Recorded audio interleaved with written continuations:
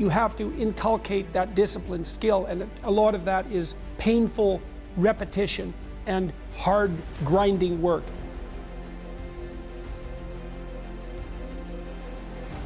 There are things that you're doing that you know you shouldn't do. Now, some of those you won't stop doing for whatever reason. You don't have the discipline, or maybe there's a secondary payoff, or you don't believe it's necessary, or it's too much of a sacrifice, or you're angry or resentful or afraid. Who knows? So forget about those for now. But there's another subset that you could stop doing. It might be little things. Well, that's fine. Stop doing them. You know, and so you might think, well, if you're going to clean up the world, you might start by cleaning up your phenomenological space. See how far you get with that. It's a very difficult thing to do, but if you do it, the better you get at it, the more capable you are of handling larger and larger problems, and that's how you should start. You should start with what's right in your grasp and with what you can control. You should never ever give up on your dreams, yourself, or whatever you want to accomplish in your life, because there's always a chance for you to get up and try again.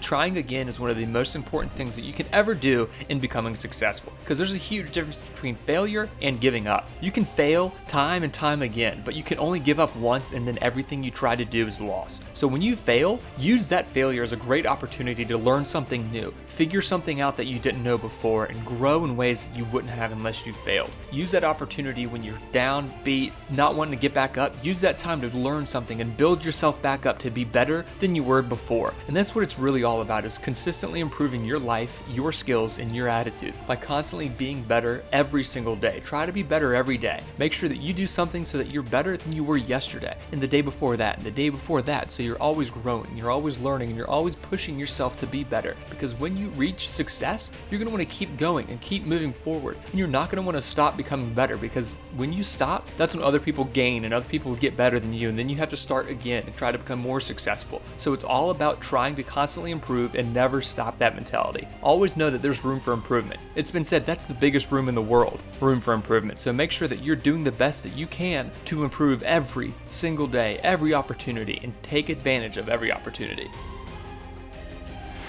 See what happens if you stop doing things you know to be inadequate and wrong. So the hypothesis is every time you engage in an activity like that, you weaken yourself. You put yourself down first, you remove your own self-confidence, but you also fail to take the opportunity to expand your domain of competence.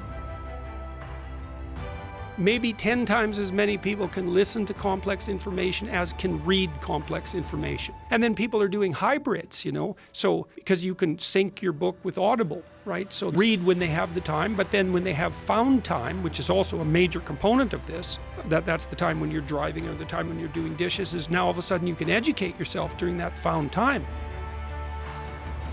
And so your personality and this long form seem to suit each other really well. You're also really good at pursuing things you don't understand instead of assuming that you know what you're talking about. So you take the listeners on a journey, right? It's an exploratory journey. But fundamentally, what's propelled you to superstardom in some sense is not just your ability, which is non-trivial, but the fact that you're on this giant technological wave.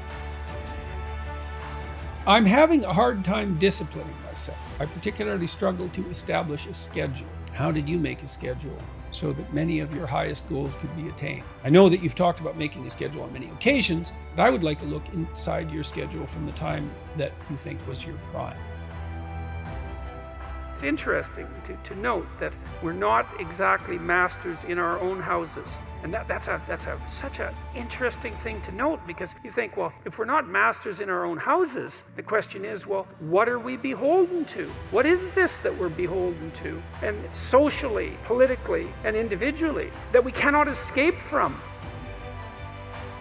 If you want to do something that's difficult and that requires energy, a lot of different subsystems in your mind are going to throw up objections. Like, well, maybe that isn't what you should be doing right now. Maybe you should be doing the dishes or vacuuming or watching TV or looking at YouTube. Or if you're really sneaky, when you're trying to do something hard, what your brain does is give you something else hard to do that's not quite as hard, so that you can feel justified in not doing the thing you're supposed to because you're doing something else useful.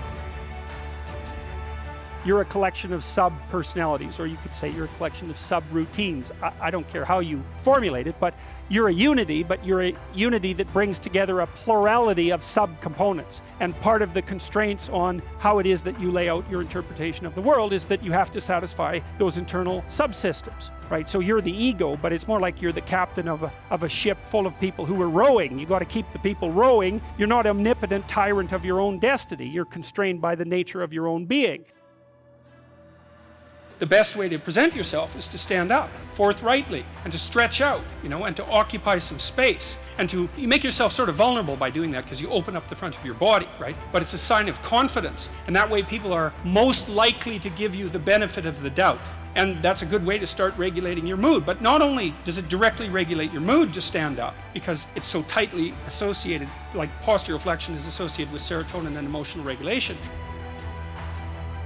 Thank you all so much for watching this video. If you haven't already, please go ahead and like the video. Subscribe to the channel if you're new, and let us know what you thought down in the comment section below.